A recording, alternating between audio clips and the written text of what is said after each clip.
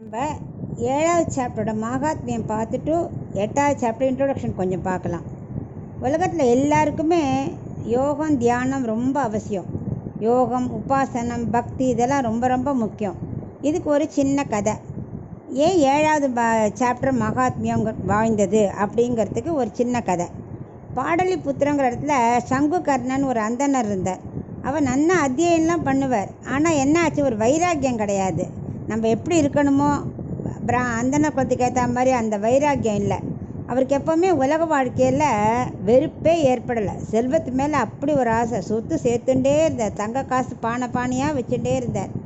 அவருக்கு 3 மனைவிகள். அப்படியும் அவருக்கு ஆசை தீரலை. 4வது கல்யாணம் பண்ணிக்கணுங்கிறதுக்காக பொன் பார்க்க தன் குழந்தையிலையும் சேர்த்து கூட்டுன்னு போனார். போகிற வழியில் ஒரு பாம்பு கடித்து அவர் இப்போ சாகிற நிலைமை. அப்போ பார்த்து, அடடா, நம்ம எல்லா பானையிலையும் தங்க காசை நிறையா ரொப்பி பூமிக்குள்ளே புதைச்சி வச்சுருக்கோமே, இப்போ பாம்பு கடிச்சு செத்து போகிறோமே, இதை என்ன பண்ணுறது அப்படின்னு நினச்சிட்டே இருந்தான். அதையே நினச்சிட்டு விட்டதுனால பாம்பாக பிறந்தான். ஆனால் பாம்பாக பிறந்தாலும் போன ஜென்மத்து வாசனை இருக்கு இல்லையா.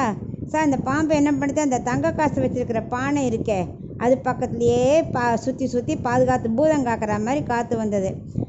ஆனால் இந்த சொத்தெல்லாம் நிரந்தரம்லன்னு அந்த பாம்புக்கு ஒரு நாள் அழுத்து போயிடுத்து, பிடிக்கலை.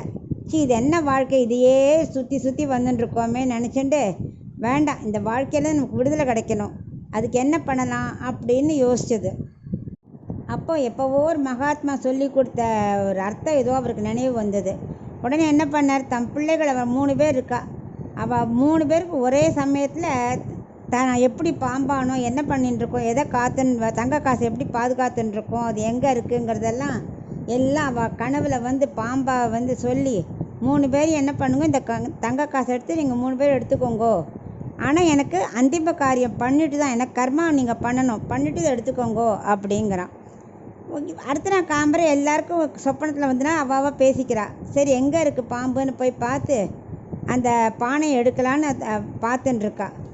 அப்போ என்ன பண்ணுறான், அதுக்குள்ளே தங்க காசு இல்லையா. ஸோ ஒருத்தருக்கு தெரியாமல் இன்னொருத்தர் எடுக்கணுங்கிற புத்தி வந்துடுறது. அப்போ ஒருத்தன் என்ன பண்ணான், மற்ற 2 பேரும் கவனிக்காத சமயத்தில் தூங்கும்போது நைஸாக போய் அந்த பானையை எடுக்க போகிறான். அங்கே தான் பாம்பு இருக்கே, புஷ்ஷுன்னு சீர்றது. உடனே நீ தானே கனவில் வந்து சொன்ன எடுத்துக்க சொல்லி அப்படின்னு அந்த பையன் சொல்கிறான். அப்போ அது சொல்கிறது, இல்லை, நான் என்ன சொன்னேன், எனக்கு உள்ள கர்மாவை முடித்து என்னை அனுப்பிச்சிட்டு இந்த சொத்தை 3 பேரும் எடுத்துக்க சொன்னேன் அப்படிங்கிறான். இவளுக்கு எப்படி பாம்புக்கு போய் கர்மா பண்ணுறதுன்னு ஒன்றும் தெரியல. அப்போது ஒருத்தர் இந்த 7வது சாப்டர் அதுவும் அது பாம்பே சொல்கிறது ஒன்றும் இல்லை. 7வது சாப்டர் ஃபுல்லாக யார் டெய்லி வாசிக்கிறாளோ அவளை கண்டுபிடிச்சி அவள்கிட்ட சொன்னால், அவள் கர்மா பண்ணால் எனக்கு விமோசனம் கிடச்சிரும் அப்படின்னா. உடனே இந்த பாம்பு சொன்னதை கேட்டு தேடி ஒரு ஆளை கண்டுபிடிச்சி, யார் 7வது சாப்டர் டெய்லி விடாத சொல்கிறான்னு கண்டுபிடிச்சி அதை கூட்டி இந்த பாம்புக்கு கர்மா முடித்த உடனே பாம்பு போயிடுத்து. அப்புறம் இந்த சொத்தை ஆனால் அவள் புத்தி வந்துடுத்து. அவள் 3 பேர் பங்கு போட்டு நல்ல வழியில் செலவழிச்சாலாம். அதனால் இது 7வதோட மகாத்மியம் என்னென்னா, விடாத சொன்னால் நம்ம கர்ம வினை தொலைஞ்சிரும் அப்படின்னு. இப்போ நம்ம 8வதோட இன்ட்ரொடக்ஷன் மட்டும் பார்க்கலாம். 8வதில் என்ன பண்ணுறா, ஐஸ்வர்யம் கைவல்யார்த்தி பகவத் லாபார்த்தியை பற்றி தான் வேறுபாடு சொல்கிறது. 3 வகைகள் இருக்கு இல்லையா. ஐஸ்வர்யார்த்தினா உலக அனுபவத்திலே ஆசைப்பட்டு சொத்து சேர்க்கறதுலே இருக்கிறவன். அடுத்தது கைவல்யார்த்தி, இந்த சொத்தெல்லாம் அழியக்கூடியது, நம்ம இந்த உலக வாழ்க்கையே வேண்டாம், இதை திறந்துட்டு நம்ம ஆத்மாவையே அனுபவிச்சுட்டு நிரந்தரமாக ஆத்மா அனுபவத்திலே இருக்கணும்னு நினைக்கிறவன் 2வது வகை. 3வது பகவான் அடையணும், இது 2மே வேண்டாம்.